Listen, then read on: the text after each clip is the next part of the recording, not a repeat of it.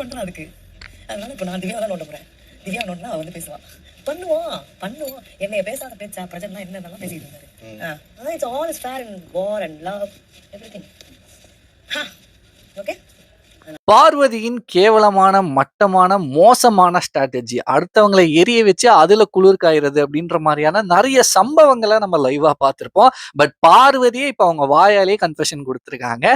Like இப்போ இன்னைக்கான episode அப்படின்னு பார்க்கும்போது வினோத் விசஸ் திவ்யா 2 பேருக்கும் ஒரு சண்டை நடந்திருக்கும். அதுல வந்து கோல் மூட்டி விடுறது வந்து பார்வதியா தான் இருந்திருப்பாங்க. அது திவ்யாக்குமே நல்லாவே தெரியும், அங்க இருக்கக்கூடிய ஒரு சில பேருக்குமே நல்லாவே தெரியும்.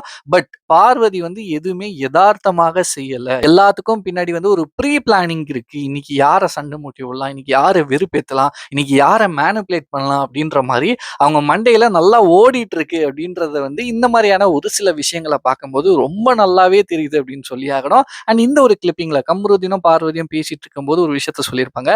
பிரஜன் என்ன பேசாத பேச்சா அப்படின்ற மாதிரி சொல்லியிருப்பாங்க. ஆக்சுவலி பிரஜன் பேசினது இருக்கட்டும், பார்வதி பேசாத பேச்சா, பார்வதி செய்யாத சம்பவங்களா இந்த பிக் பாஸ் சீசன் 9ல எத்தனை பேரை மேனிபுலேட் பண்ணியிருப்பாங்க, எவ்வளோ டாக்ஸிக்கா இருந்திருப்பாங்க, எந்த அளவுக்கு நெகட்டிவிட்டியை பரப்பியிருப்பாங்க, பிக் பாஸை மதிக்காம இருந்திருக்காங்க, ரூல் பிரேக் பண்ணியிருக்காங்க. லைக் இந்த மைக் இஷ்யூ முடிஞ்சு போச்சு, எல்லாருமே வந்து வீக்கெண்ட்ல வந்து அட்ரஸ் பண்ணி மறுபடியும் அந்த ஒரு விஷயத்தை இப்போ வரைக்கும் கண்டினியூ பண்றது இவங்களை தவிர்த்து யாருமே இருக்க மாட்டாங்க அப்படின்னு தான் நான் நினைக்கிறேன். சீசன் 1ல இருந்து சீசன் 8 வரைக்கும் ஒரு சில டாக்ஸிக்கான கண்டஸ்டன்ஸ் இருப்பாங்களே, அது எல்லாமே சேர்ந்த கலவை தான் பார்வதி அப்படின்னு நான் சொல்லுவேன். இதை பத்தி நீங்க என்ன நினைக்கிறீங்களோ மறக்காம என் கூட ஷேர் பண்ணிக்கோங்க. பாய்.